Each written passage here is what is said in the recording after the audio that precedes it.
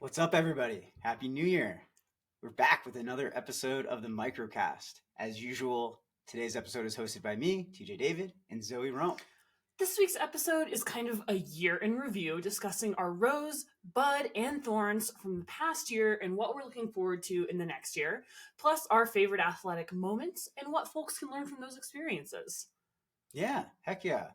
We'll also get into some of our favorite movies and TV shows, a little year in review, I guess, looking back to move forward, what was fun for us, what we were kind of up to in our free time. And time? Well, right. As again, recording this podcast on a weekend. First thing in the morning on a Sunday. Yeah, that's ambitious. Yeah. How's your coffee levels? You know, I'm only 1 cup in, so we're getting warmed up. We're getting there. Usually I'm like 1 NA beer in by this point in the podcast. So. Really buzzed from just hydration status. Well, now that you're beginning your caffeine buzz, we can start off with some hot or not topics.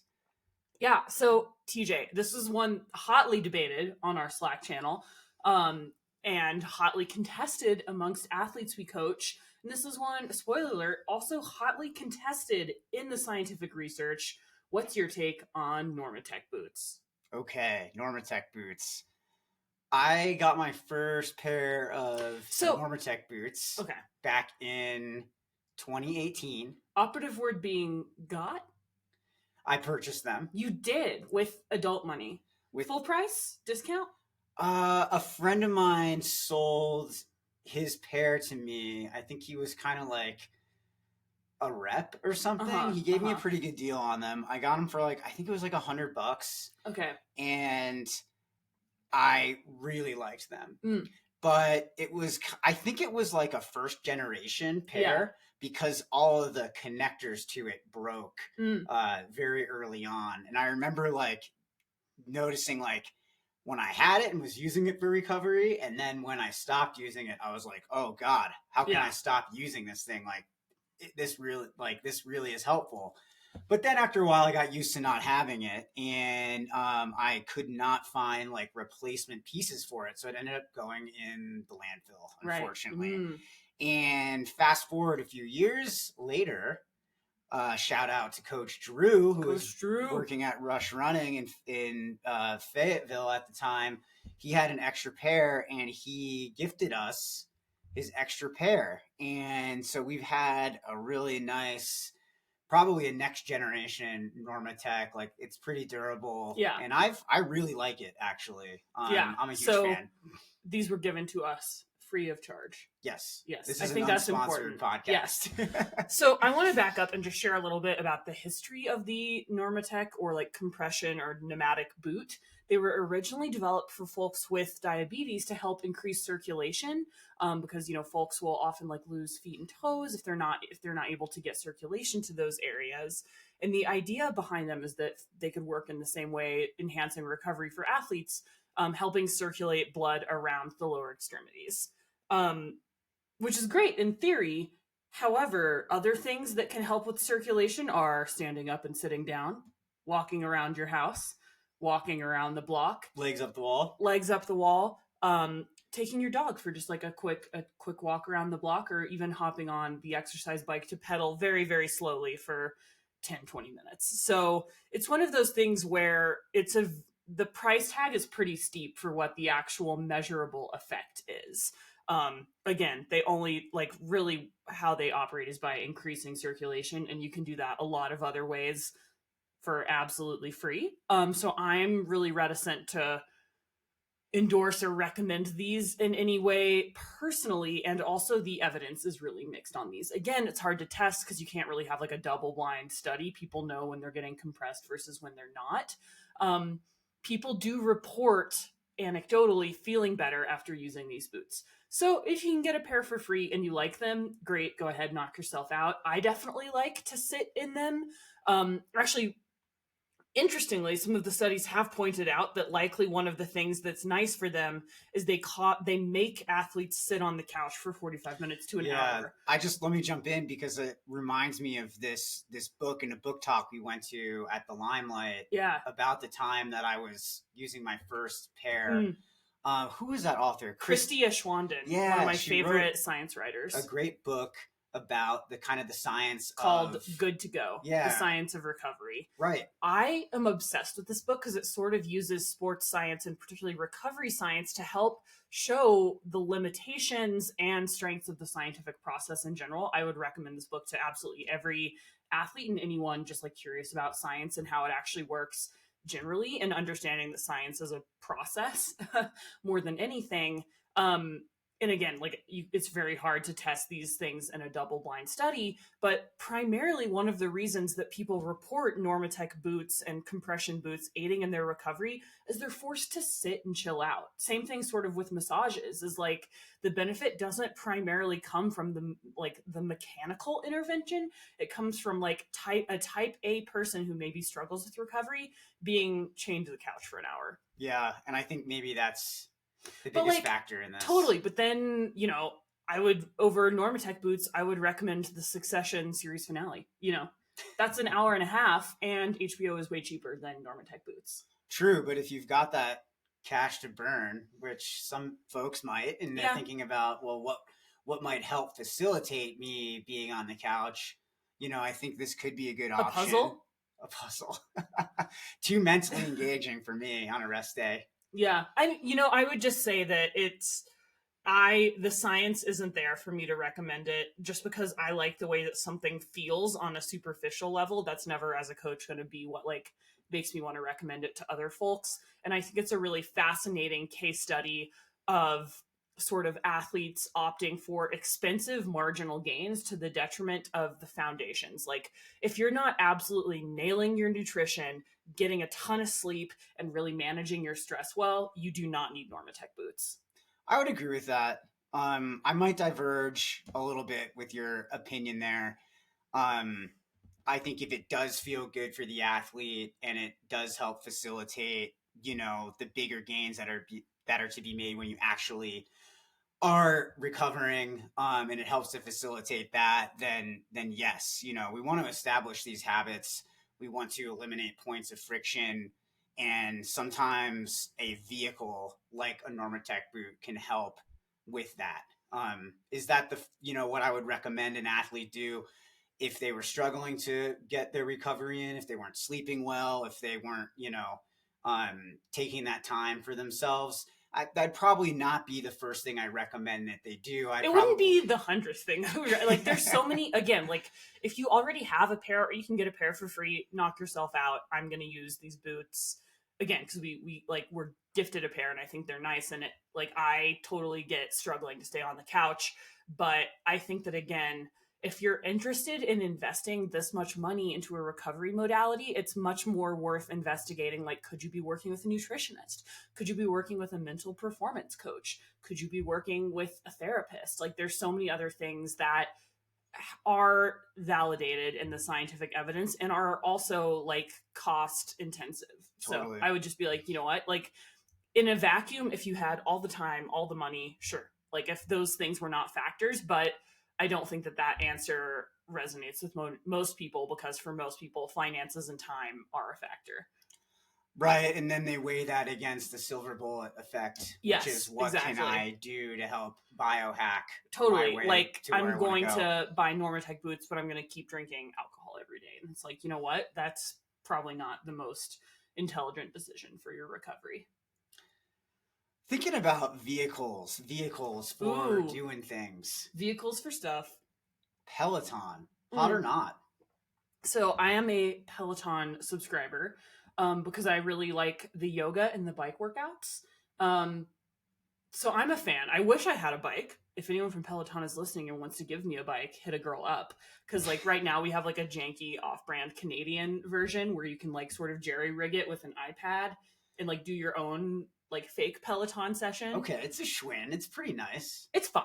It gets the job done. We got it off eBay. It was a refurbished Schwinn. You can Zwift, you can Peloton on it.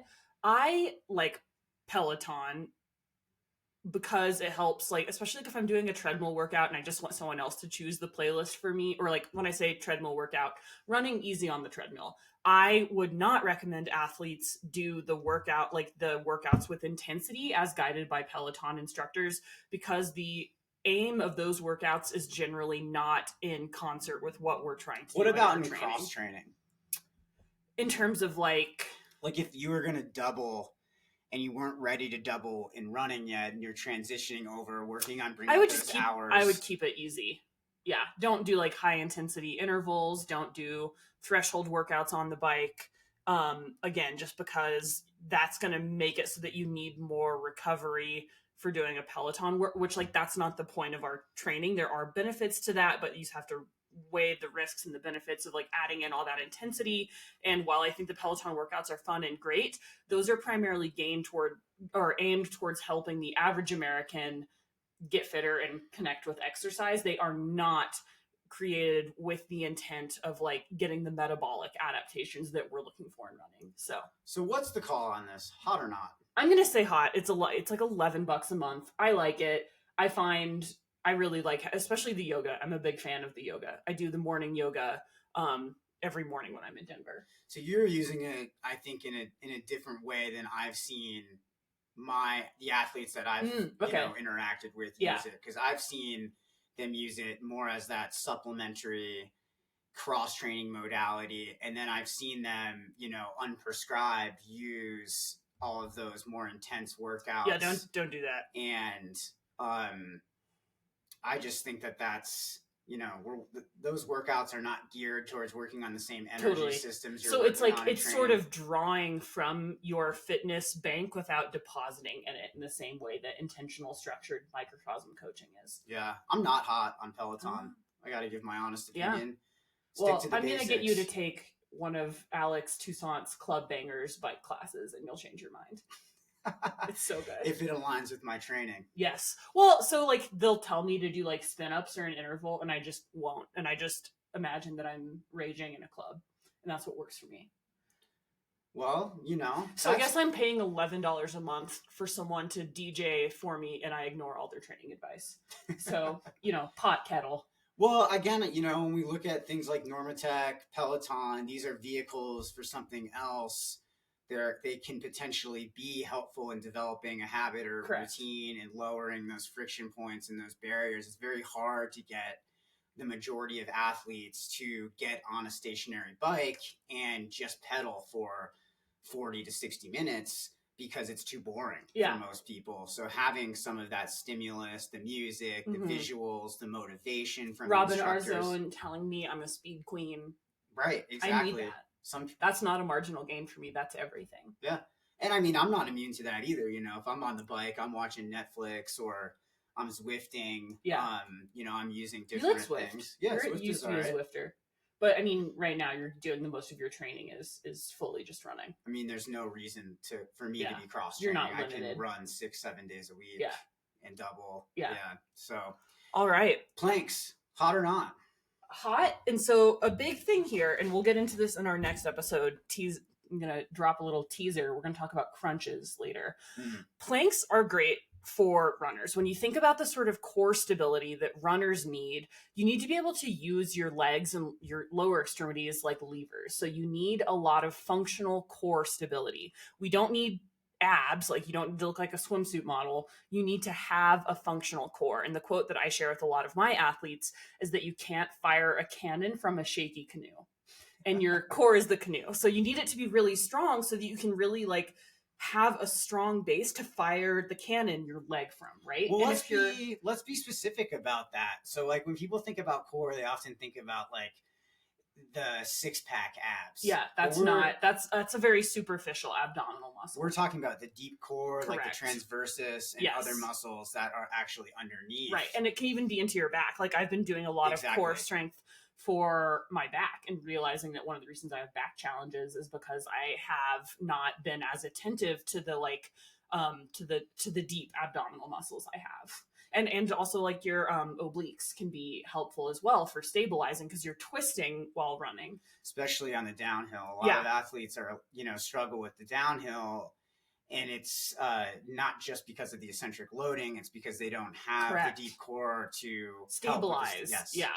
Because like if you think about how downhill running works, it's not just your legs doing it. Like again, your core is what's like holding you upright as well. So a lot of times if athletes are really struggling to run technical downhills and they feel tired or they feel like they're tripping a lot, I'll suggest doing things like planks. So what you actually want to do is I usually recommend a 1 minute plank for athletes, 2 to 3 to 4 times a week, depending on your needs and goals. It's a great cool down for after a run. It's a great cool down. No equipment is required. You can watch stand-up comedy or jazz or like whatever your jam is while you do it. And for a lot of folks, you will actually start to shake when you reach sort of your strengthening point, and that's actually a good thing. Those are called aphasic shakes, and that means that you're really sort of activating the muscles in the way that you want to. So don't be afraid of the shakes. I think planks are a great stabilizing core strengthening mechanism. I also really like flutter kicks and leg lowers because again, you're thinking about using your limbs like levers. Sometimes you can even, if you're a more advanced strong athlete, incorporate your arms too to do things like star crunches, which are not actually a crunch, but again, you're thinking of using your limbs like levers, and that's the sort of core strengthening that we want to be doing. What do you think, Coach TJ? We're hot on it. Nothing hot on planks. Clif Bars. Hot or not? I think it's a great snack, and honestly, hats off to anyone who can successfully metabolize that during an ultra. I cannot. So dry, man. Oh God. And that's a lot of protein. It's probably more protein and fat than is typically helpful for most people's GI systems while they're exerting. Also fiber. It's also like that's just giving your body a lot to break down. It's just chalk. I just think before I think about the micros and the macro makeup of a Clif Bar, I'm like, that's just chalk. The texture's not right. Chalk in my mouth. I mean, you used to eat Bobo bars running ultras. One race. My first ultra. And you were like, I can't wait to just gum this brick of oat. Gels and Bobos. Wild, dude. Tried once, never repeated. Yeah. Discarded. Thank you for your time. Again, if you want dry, we learn, we grow. Eat Bobo bars. Oh my God. Great snack. Clif Bars are all right snack, but I think they're great, like especially for athletes who are busy, who like especially our athletes that are doctors or nurses. They're on their feet all day. They don't have the liberty like I do at my cushy job to just sort of snack the whole time. So I think that they're a really great way to make sure that you're meeting your nutrition and fueling needs when you're on the go. If you're a busy parent, you're at your kid's soccer practice after your run, I think that they are a great way to bulk up your nutrition during the day. I personally would not recommend them while fueling, but if you've tried them and you know they work for you, like, way to go, man. Hats off to your GI system or lady. Yeah, or non-binary gastrointestinal royalty. I mean, I recall Debo talking about his awesome hard rock performance against Francois a couple years back, that he was fueling a lot with Bobo bars, which I consider to be kind of like the stepbrother of the Clif Bar. Yeah, and it's like, wow, I'm so surprised, but hey, if it works for you. But I mean, like a lot of those climbs probably are like 90-minute uphills, maybe even more. Like that would be like one of the, so there's not as much jostling. So like, sure, if you want to eat a Bobo bar while you're literally walking for hours, like knock yourself out. But they're pushing hard. Their heart rates are pretty high. Yes, and also their altitude, which is another factor. But I'm kind of amazed that he was able to I'm amazed. I'm not tempted to replicate that. All right. Let's switch gears for a second here. What was your personal favorite for you athletic moment of the year, and what can athletes learn from it? Yeah, one of my favorite moments was finishing the Argentina UTMB Valhall 50 miler. I was listening to my normal running playlist, and the song All Star by Smash Mouth came on, which is a song that always reminds me of my comedy friends because it just keeps coming up in our comedy skits. And I crossed the finish line while that song was playing. And I realized I was on the podium of my first ever international race. And I just felt really happy. And like, you're running through the streets of this little town and everyone's like cheering for you. I got to actually like break the tape of a race, which was really fun and cool. And people like getting interviewed at the finish line makes you feel fancy and like a real athlete, and like that's cool, and you were there, and I had like a pretty solid day, and I felt good, and that was just like a nice moment of being like sick. Like that was the first time I had raced in a little while, and it was good. Yeah, it was fun. I felt really joyful in that moment. What can athletes take away What from can that? they take away from it? Joy is a superpower, and figuring out how to infuse your races with joy is something that will add to your performance. Figuring out how to inject your day, your training, your racing with joy. I always race my best when I'm having fun. There's a sense of, it's not that I'm not being very serious and being very competitive, but for me, there's a sweet spot of like, when I'm at my most intense and my most playful, that's when I crush, right? Like that's how I feel like when I'm doing comedy and I'm slaying either a stand-up set or improv, I feel very competitive and engaged and connected, and also playful and joyful and light. And that's sort of the zone I try to get into for my best races as well. Doesn't, like, mileage may vary, it's hard sometimes when you're suffering, but for me, doing things like putting on a song that reminds me of a fun time where I felt very much like myself, and I connect with like a good comedy performance even puts me in the same mentality to finish a race strong. So I would say find what your sort of like what your mental sweet spot is for training and racing, and then find ways where you can like jolt yourself into that. So something I talk a lot about with my athletes on our deep dive calls is the dichotomy of judgment versus flow. And when you find yourself in a race in a state of judgment, you have those thoughts coming up, oh, I shouldn't be here, I shouldn't be going this pace, I should feel differently than this I is do. harder than it should be. And so what I was hearing from you, which I think is really cool, is some of those very strong emotions and sensations that come from our more infinite side of us, which is that flow side where the joy, the connection, where things kind of are like more automatic and you're just kind of doing the thing. And what I kind of heard there was like you have a very specific like mechanism for reminding yourself of that, and it comes through joy. It kind of comes through switching on a particular song, and anything like, that makes me connect with that sense of play, because play is a very powerful place to be for people. It allows us to compete better. It allows us to connect more authentically with other humans, and that can also enhance sort of like your competitive mentality as well. And so, I mean, it's going to be different for everyone, but I think that finding that thing that, again, like sort of prompts you to connect with your most authentic self. But like for me, that doesn't mean it's like easy. It's like sort of, for me, it feels like being just in reach. Like I have to really stretch to get it, but it's just within my grasp.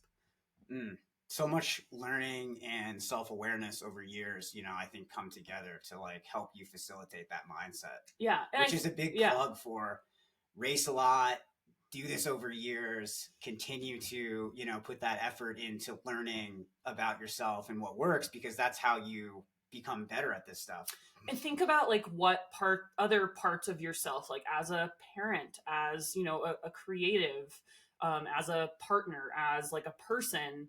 Think about what makes you, like the strengths that makes you really you, and what would it look like to really integrate those into your competition. Yeah. Sweet. What was your what's your athletic learning moment from the year?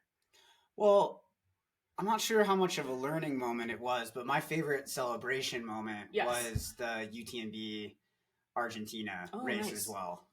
Probably not a surprise. Yeah, but, we had a good day. Yeah, it was a really imperfect day, and I was very proud of myself for staying engaged mentally and coming back from some challenges to overtake runners in the last third of that race and get on the podium.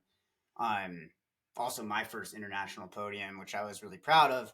But zooming out, I've talked a little bit on past episodes about my health issues. About this time last year, I was still trying to kind of navigate those issues, and just continuing, like, keeping that race on the schedule, continuing to like think of the highest possible outcome for that race, And that was really one of the first races where I started to tap into the champion's mindset for myself. And it was a big turning point for me, because there was a lot of uncertainty if, how would my body react to a race that long? And I raced as hard as I could, the whole race, really leaned into the uncertainty and didn't write the story before I started. Tried to write the story as I went. And that, to me, I think is a great takeaway for athletes, because often in a taper, in a build for a race, we are kind of up against life's happenings. And none of this stuff happens for any of us in a vacuum. We all are working very hard. We all work a lot. We all have other obligations in our lives, other interests. And because of that, challenges happen that can throw us off as athletes. For me, last year, health was a big thing. And, in that thing was stress. And so, going into that race, not taking that with me, like, you're going to run and you're only going to be able to perform for 20 miles because then your body's going to be too stressed. You're going to have these allergy issues. You're not going to be able to breathe. Right. And then you're going to, have to walk, which was a huge problem for me last fall. Following CCC, I was having all of those breathing issues. So, it's a huge opportunity if you try to build awareness around, am I writing a story right now, or am I embracing the ability to write as I go, to tell my story as I go? I think nothing breaks my heart as a coach more when I see an athlete encounter challenge. Like, every athlete will encounter challenges in their career, or setbacks, or things that are just, that are trials sort of in their athletic journey. Maybe it's an injury, maybe it's an illness, maybe it's family stuff. And these things are legitimately very hard. So many athletes, as soon as they encounter that challenge, they write the story of, well, this is a sign from the universe that I'm not meant to be a runner, or I'm not meant to be a runner in the way that I thought I was meant to be a runner. That's just a story you tell yourself. It's a story, right? And it's not a medical professional saying you're running against advice or something. Like, this is just fully this is the first time they encounter friction in their training, and they say, that's it, I'm done. And I think it's so brave and courageous that you encountered friction. And again, you worked with the medical team, and they were like, yes, you can continue to train under our guidance. And here's, you did reduce volume, you rested more. It was not training in the same way you had been training when you're competing at the highest levels of the sport and whatnot. But you wrote the story of, I'm going to move through this. I will compete at my best again. I will be on a podium again someday. Maybe not soon, but I know I will. And that's a lesson I would want to impart to all of our athletes, is that don't write the story before it happens. And if you are given the chance to write a story, fucking write the best fairy tale ending you can. Because worst case scenario, it doesn't happen. Right. Nothing's getting taken from you. Hope recklessly. Why not? And the thing that was so big about that was nothing really changed for me being on that podium. Yeah. What really was the transformative thing was getting sick and having to relook at my habits and routines, and then continuing to embrace the process of training and not giving up, but reworking that into my life in a new way. That was really the gift. It wasn't, it was nice cherry on top to be on that podium and to race from behind to get it. Obviously, it was just like you, it was a really cool moment to have a full crowd lining both sides of that, and of the finish line. And Argentinians freaking love TJ, because you lived there for a while. You speak Spanish. You drink yerba mate. They could not get enough of TJ. They thought it was so cute that this little red-haired kid could speak great Spanish with an Argentinian accent and was all about the mate. I know, that's they were huge fans. I know. That's too fun. They loved you. Yeah. So don't write that story. A thought is just a thought. It becomes dangerous when you make it part of a story that doesn't serve where you want to go, what the outcomes you're looking to seek, the goals that you have. You have full control as a person through your personal awareness and developing that over time to say, that's a thought. Yeah. That doesn't have to uplift an old story that held me back. That's a thought. That's not a truth until I say it's a truth. So, for me, I really had to or until a medical professional gives you advice. 100%. There are times where yes, we do not recommend, But how many times as a coach have you seen an athlete hold themselves back because they developed a story about themselves and it had nothing to do with an actual medical professional telling them, you know, you've got arthritis in your knee, and you know, like those kind of things happen like not once a year in my coaching experience, rather like the other stuff where we get in our own way happens like on a weekly basis. Correct. Yeah. And usually the advice is never to fully like give up on running. It's usually to approach it differently, to reduce volume, maybe to step away from it and incorporate cross training for a period of time. All right. Yeah. Love those takeaways. Fun takeaways. All right. Fun stuff. Favorite TV show of the year? One TV show, favorite, and why? My favorite TV show this year was season 2 of The Bear. It's just incredibly well written and directed. Christopher Storer, just incredible screenwriter. There were some amazing, so each episode was sort of like guest directed by different folks. There was an episode directed by what's her name? Jamie Lynch. Is that she won the Best Supporting Actress for her work in Everything Everywhere All at Once, and she guest starred as the troubled chain smoking mom in the amazing Christmas episode that had John Mulaney and just like all of my favorite, Bob Odenkirk, everyone I love was in that episode. And I thought it was so cool that in season 2 of The Bear, they sort of pivoted to not just focus on Carmi, the guy who was sort of the lead character in season 1, but to focus on all the other characters and how they were approaching their own fears around chasing and obtaining excellence in their lives. Like they, you know, sort of worked at this whatever sandwich restaurant that they're trying to transform into a Michelin star restaurant in Chicago. And so all of the people who used to just be like wait staff and line cooks, like go to do stages in Denmark. There's a guy that learns to be a pastry chef in order to deal with grief over caring for his sick mom. Cousin Richie goes to stage at like a really fancy restaurant and learns that he actually feels more alive when he's chasing excellence and putting on a suit and getting up early in the morning and doing the stuff. And I found that really beautiful. My only feedback is that Claire could be an amazing character. She's supposed to be the main character's girlfriend, and just hire a female writer to write that character better. We deserve justice for Claire. I'm hoping for season 3. Season 3, all about Claire. Yeah. This was also my favorite show of the year. It took us a while to finish it, but I feel like that was almost better because I got to kind of like sit and contemplate the different like story arc of each character. I really enjoyed Richie's cousin. Yeah.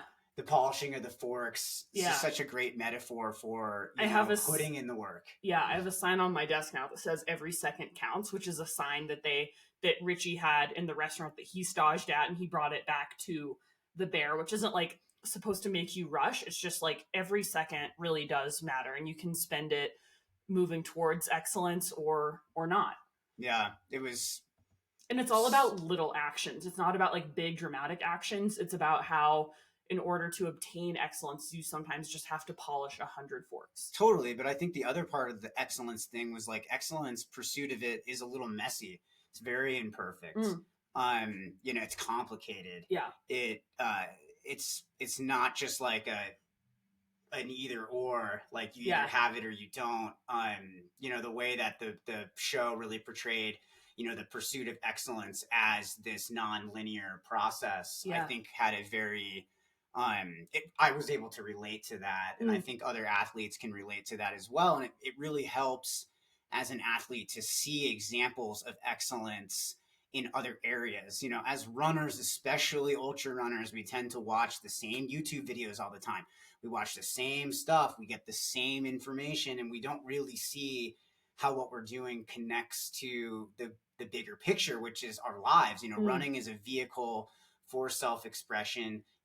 I personally use running to elevate my life. And it's my personal belief that if you do that and you build awareness around that, you can then take all the learning that you have from this thing, and then it's infinite, your possibilities for doing that in other areas. So when you see examples of people pursuing excellence in, their career, or in particular, like in the restaurant industry, you have this very specific example that also can kind of parallel your own experience. It's like, wow, you know, like, and then increase that awareness. So that's definitely my favorite show, hands down, of the year. Agreed. Favorite movie? Barbie movie, hands down, far and away. Freaking love this movie. Love Greta Gerwig. She can do no wrong. I can't wait. She's working on a 2-part adaptation of the Chronicles of Narnia for Netflix. I'm going to be there day one when that drops, watching. But also, I really found this movie, there's so few things that are by, for, and about women that are allowed to take up a lot of space in the cultural imagination. And this is an excellent movie that is excellent on every level. Like the production design, the costumes, the dancing, the writing, everything about it is, it's maybe not a perfect movie, but it is excellent in every regard. And there's so few things for women that fit that bill. And that are allowed to be like brassy and brash and bold and take big creative swings. And I think for me, the primary message of this movie is that we all need to be the creators of our own lives, and that particularly women can allow themselves to write stories and to build things and make things, even if they're big, even if they're flawed and imperfect. At the end, and I think that it's sort of Greta Gerwig creating her own hagiography of like, here's why I wanted to step into this space and be a filmmaker who makes the biggest movie of the year, who takes a big budget from Mattel and from Warner Brothers and takes up space and is the center of the cinematic event of the year. And that's an energy that to me is Barbie energy, and that is what I want to take into my life. And I saw this movie in theaters 3 times and bought it the day it came out on VOD. I bought the pink jumpsuit. I'm totally in on being on big Barbie energy. Nice. Awesome. Heck yeah. What about you? I had a number of movies that I really enjoyed, but I think Past Lives was maybe my favorite. Mm-hmm. I just like the very realistic portrayal of the complicated nature of human existence. Yeah. That's what I got kind of from that. The tension that was constantly present in that movie was a little hard to cope with. Oh my God, but it's such a good, like, it was beautifully shot. The character development was really great. I love the storyline. Yeah. Here's my message to everyone in Hollywood. Just keep giving women money to make kick-ass movies. That's another movie that was written, directed, and shot by a woman. And that is like, until that is still kind of a rare thing in this world. And it's a fucking great movie. And I think I love how it sits in that tension sort of between examining things that are meant to be, and if there is such a thing as things that are meant to be, and our past selves and future selves, and what it looks like to integrate those things, and the struggle that it is to integrate those things, to reckon with quote unquote destiny. Highly recommend this movie. It's really beautiful. Maybe with that lens in mind, I feel like there's definitely some parallels here. Kind of in our last section here. But I thought we were going to talk about our favorite albums of the year too. And I have another thing that fits into this theme. Forgot about those albums. Okay, go ahead. Okay, so my favorite album of the year is The Record by Boy Genius, which is totally big Barbie energy in an album. So Boy Genius is Phoebe Bridgers, Julian Baker, and Lucy Dacus. 3 incredible singer-songwriters who came together to form a female supergroup. I love everything that they do, and like even in naming their band Boy Genius, they're sort of calling attention to the cultural idea that men can be geniuses, like the idea of male genius, male excellence, just like from birth. And they're sort of making fun of that in a way, and like lampooning that in a way I find really enlightening and playful. And when they perform, they wear outfits that are sort of like hearkening to how the outfits the Beatles used to wear. When they do photo shoots, they typically will do photo shoots that sort of mock that are direct replicas of like Nirvana photo shoots, of Beatle photo shoots, of Foo Fighters. Yeah, that's fun. That's sort cool. Of like immediate, like putting themselves into like, no, we are directly, like we are one of the greatest bands of all time. And we're going to do that by like visually and sonically, positioning ourselves in that lineage in a really sort of playful and confrontational way. And they are hyper feminine. They also they identify themselves as like dudes. They're all queer women. They all they'll like make out on stage. It's so feminine and it's so amazing. It's big Barbie energy. Wow. Wow, a lot to take away. I love it. And they all play guitar. It is a great album. It is a really good album. It's like one of the greatest albums ever made. And it's called, like, they were originally going to call it the White Album, which, so funny, such an incredible act of like feminist trollery. But then they ended up calling it The Record. Just like really simple, incredible stuff that like female bands haven't always been able to take up space and to call themselves geniuses and to call themselves like one of the greatest supergroups of all time in that way. And that sort of like confidence in your artistry and craftsmanship, I think, again, that's big Barbie energy. And people of all genders can be Barbies, is my takeaway. Well, that was very present in the Barbie movie. Yes. We can all be Barbies. There's no Barbie without Ken, Zoe. I mean, there is Barbie without Ken, and that's the whole point. Is there? He's just Ken.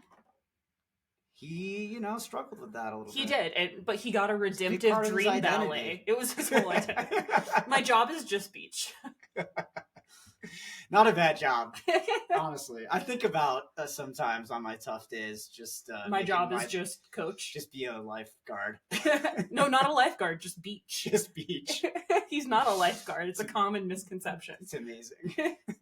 It's a common misconception. My job is just spreadsheet. Yeah, my job. Yeah, that's funny. That's all I had. But I think good. That's sort of like me tracing excellence and what it means to write one's own story through popular media in the year of our Lord 2023. Really, it's just art, creativity. Exactly, which is just running is just another form of that. I would agree. Mm-hmm. What's next, T? Rosebud thorn. So when I used to be a backpacking guide, at the end of each day, I would sit my crews that I was guiding down and I would make them share a rose and a bud and a thorn so that we could talk about what went well, what we learned, and what we were looking forward to as a way of processing and reframing things throughout the day. So that's sort of where we got this from. It's a common practice in the Boy Scouts. And so a rose is something that went well. A bud is something you're looking forward to, and a thorn is something you learned from and can do better in the future. So, TJ, what was your rose for this year? I think this year my rose was I did a much better job taking care of myself holistically.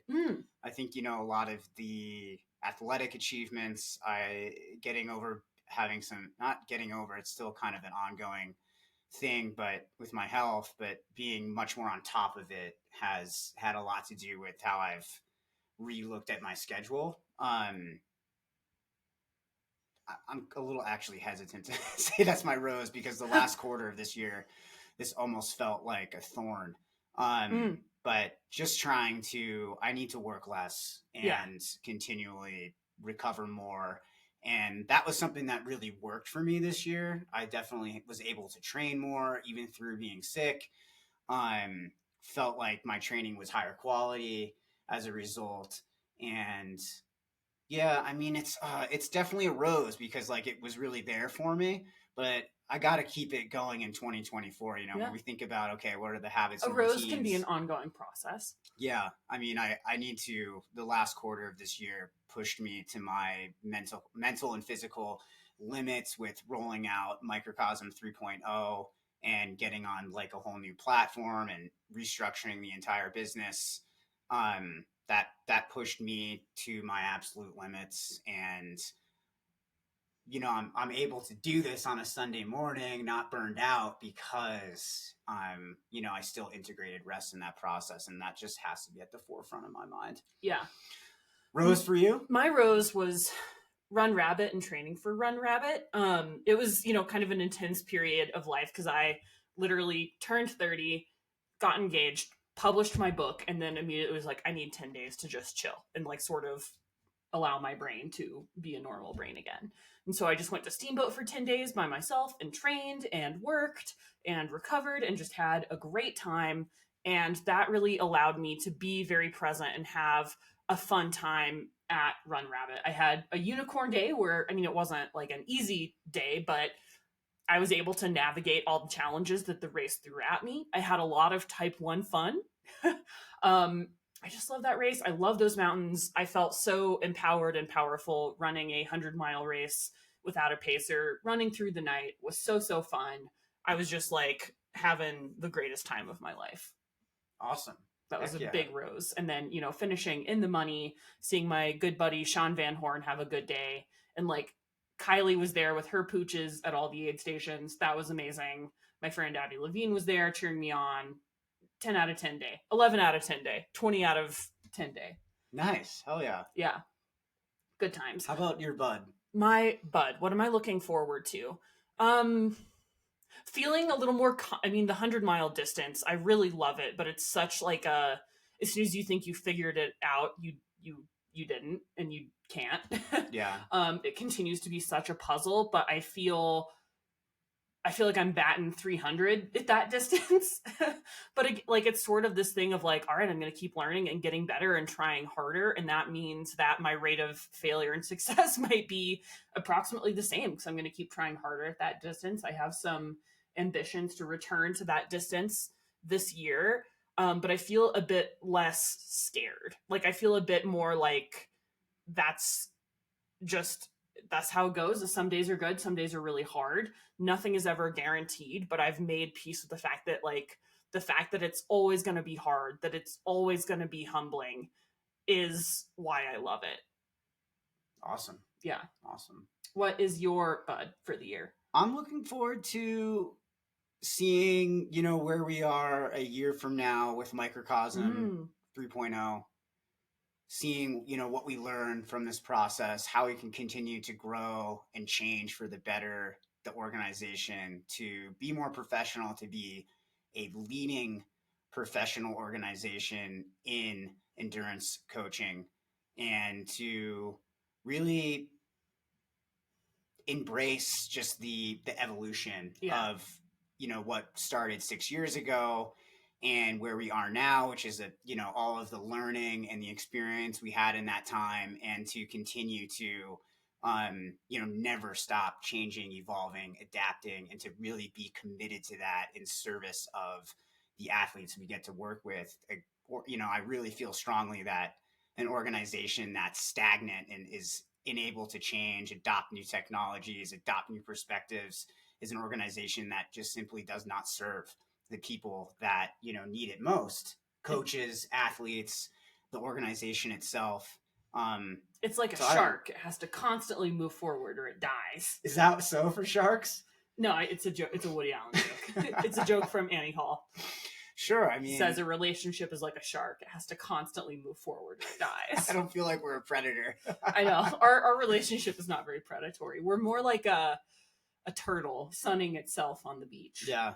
It was an interesting year, with the Microcosm rollout. There was a few people who really criticized us for making changes. I speak us, the organization of Microcosm, not me, not very you specifically. Few though. Yeah, but still, when you really work hard to serve people and you make changes with that service in mind, it is always interesting to me, what's going on with that person that they're having trouble with this change. And change is hard, and I've thought a lot about that this year. Yeah, this is gonna sound harsh, but I have found in my experience as a coach, the people who are the most critical are the people who are the most likely to cross my boundaries and take advantage of me. So I've really made a lot of peace with allowing those people to yeet themselves out of my life. I used to, when I was a younger and less secure person, before I had a book, before I had a TV show, before I was making, money in this sport, I would just let people walk all over me and give me people who worked less hard than me. I would accept feedback from them.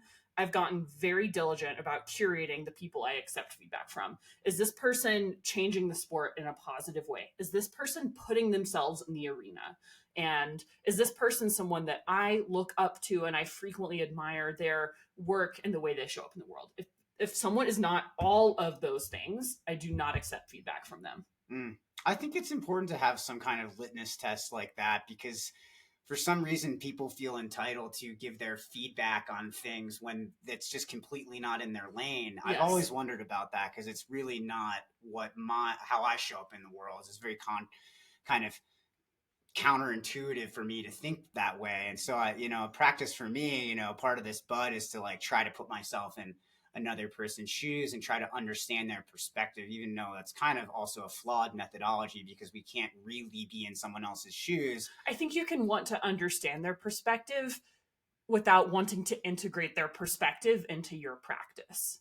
Well, totally. And, at a certain point, it would be very unhealthy to try to be an organization that's something for everybody. There's a reason why there's a lot of different coaching. Right. Like we're trying to be Matsuhisa, not Tim Horton.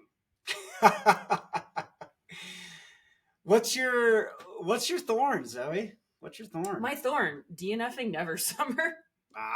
I was, really underslept, really overworked, and sort of burnt out physically. I was doing a lot of comedy. I was doing a lot of work. It was a really intense period at work and in coaching. I felt tired going into that race. And I also gave myself a concussion on accident the morning of that race. It's tough because I think there were, I think it's easy. Had I finished the race, I probably would have told myself the story that I was strong and brave for finishing it. But since I DNF'd, I've been telling myself the story that I probably shouldn't have started that race and I should have known better. I think, it could have gone either way. I did not want to finish that race while I was out there. I had a black eye. So it was just kind of a shit show mentally, emotionally, physically. So that one was tough. Lessons were learned about the sort of about the amount of sleep and recovery I need going into races. That was a big and also moment. Not trying to start a race with a black eye is probably a good call. Yeah, totally. What about you? What's your thorn? It's tough. I feel like I had a lot to celebrate. I almost want to just focus on the celebration. I know, but it's not a bad thing. It's something that you're yes, I have learned from this and I will do better going forward. I still think that I have significant work to do as a leader with my relationship with outcomes. Leading an organization, particularly being responsible for the vision of this business over the next 5 years and, making sure we stay on track, developing a healthy organization. Something that I've really learned in this process is, that I sometimes have an unhealthy attachment to outcomes, specifically with, the relationships with athletes, coaches that we work with, and continuing to, I don't know, not to detach, because I don't think that the idea of detachment is particularly healthy. You have to hold it lightly. Yeah, but to hold things a little less lightly. I've learned this year that, there's things that I felt like in other areas of my life I was great at letting go with, for example, holding the vision for trying to win UTMB Argentina. Yeah. And then, I ended up on the podium and that was amazing. But I held the vision and then kind of let go of it and stayed in that present moment, and everything that was kind of happening was supposed to happen. And I struggle with that as a business owner, that the adversity is supposed to be there. Yeah. And that kind of, for me and my mental health is a huge challenge. It's something that definitely I feel like holds me back. Because it doesn't immediately come fast, easy, and frictionless. You're am I supposed to be competing in this arena? Sometimes I think about small that. Business owner? Yeah. It's definitely a choice I've made. Yeah. I think it's so, we see so many example, particularly the way we tell stories about young male entrepreneurs in the space. It's this guy, genius from day one, stepped into the arena. At first people were no, you can't do it. And then he did it. And there was no friction and pushback from that day forward because we all knew he was a genius, and we can't wait until Ashton Kutcher makes 3 separate biopics about him. Right. Right. And that's not the reality of how most things work. No, the reality is when I look back at how I structured the business and started the business 6 years ago, I'm extremely disappointed in myself. But I couldn't be where I am now hadn't I had learned from those mistakes, and we wouldn't be the great organization that we are without that. Instead of disappointment, reach a place of compassion and learning, because you did the best you could with the tools you had available at that time, right? Right, but it's that thorn, Yeah, if you want a thorn, it's kind of that disappointment, maybe. Okay. So, yeah. Learning from past mistakes, we love it. Well, that's Don't what it's try all to run about. a 100K in the mountains when you are exhausted. I say it with a smile on my face. Yeah. Don't do it. Don't do it. Well, thanks, guys. Hope you enjoyed this one. Yeah. Happy New Year. Yeah, Happy New Year. If you're dreaming big for 2024, you know what you need to do. You need a coach. You need support. You need to take your commitment to the next level. You need that team. Yeah. Compete with the best. Be the best. Train with us. Yeah. Microcosmcoaching@gmail.com. Microcosm-coaching.com. Check us out.